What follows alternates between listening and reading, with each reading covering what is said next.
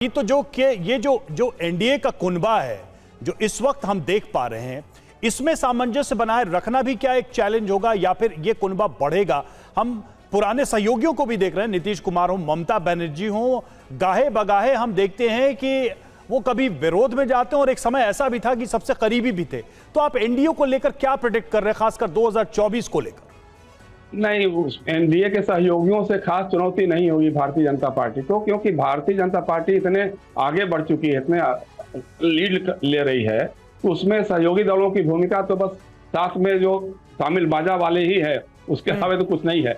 मुझे लगता है कि इस बैठक में वो एनडीए के जो सहयोगी दल अभी हाल में कुछ जो दल आए हुए हैं, जैसे हमारे उत्तर प्रदेश में ओम प्रकाश राजभर की पार्टी है, संजय निषाद जी की पार्टी है, या इस तरह की और पार्टियां जो हैं, तो ये बढ़ चढ़ के दावे कर रहे हैं। कोई कह रहा हमको 10 सीट चाहिए, कोई कह रहा अनुप्रिया पटेल कह रही है कि 8 सीट चाहिए। नहीं तो ऐसे में जो खबर हमने अपने दर्शकों को दी कि भाई जो एनडीए के सहयोगी दल हैं उनके भी कैंडिडेट्स बहुत हद तक बीजेपी तय करेगी, उसके लिए सुझाव देगी। अवधेश जी, ये काम मुश्किल होगा क्या? बहुत संक्षेप में, जल्दी से।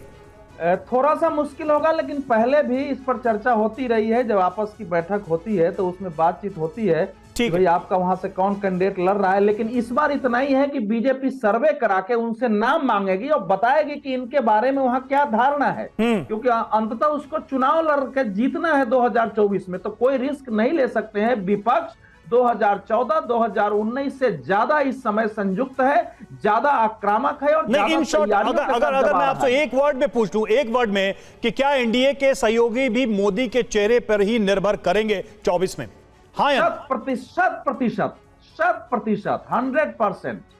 ठीक है, बिल्कुल। आप दोनों बने रहे हमारे साथ, हमारे तमाम सहयोगी भी हमारे साथ मौजूद हैं। और 2024 के लिए पीएम मोदी के अटल एनडीए की एक तस्वीर भी सामने आ रही है। आज अटल समाधि स्थल पर यह तस्वीर देखने को मिली, जब सहयोगी दलों के बड़े नेता अटल जी को श्रद्धांजलि देने उनके समाधि स्थल पर पहुंचे। ये देखिए तस्वीरें आपके सामने। तो एनडीए के तमाम बड़े नेताओं ने अटल जी को आज श्रद्धांजलि दी। अपना दल की अनुप्रिया पटेल पहुंची, शिवसेना शिंदे गुट के राहुल शेवाले भी नजर आए तस्वीरों में। इसके अलावा एनसीपी अजित पवार गुट के प्रफुल्ल पटेल भी मौजूद रहे। उन्होंने भी अटल जी के समाधि स्थल पर पहुंचकर उन्हें श्रद्धांजलि दी। हम के मांझी और एआईएडीएमके के थम्बी दुरई भी यहां पर पहुंचे।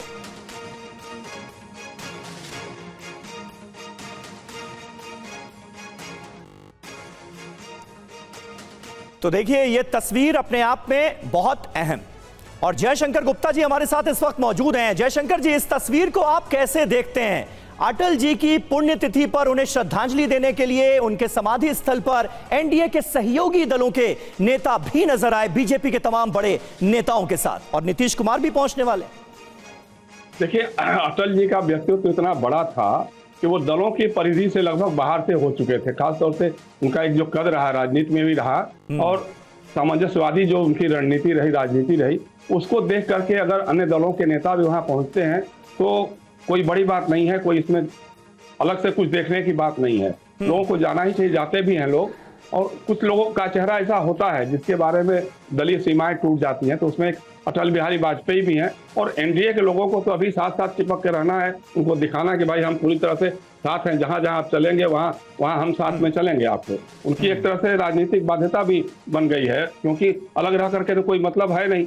उनको तो रहना है बीजेपी के साथ ही, बीजेपी के नेतृत्व में ही और नरेंद्र मोदी के नेतृत्व में ही चुनाव लड़ना है, इसलिए उनके पास कोई विकल्प नहीं है।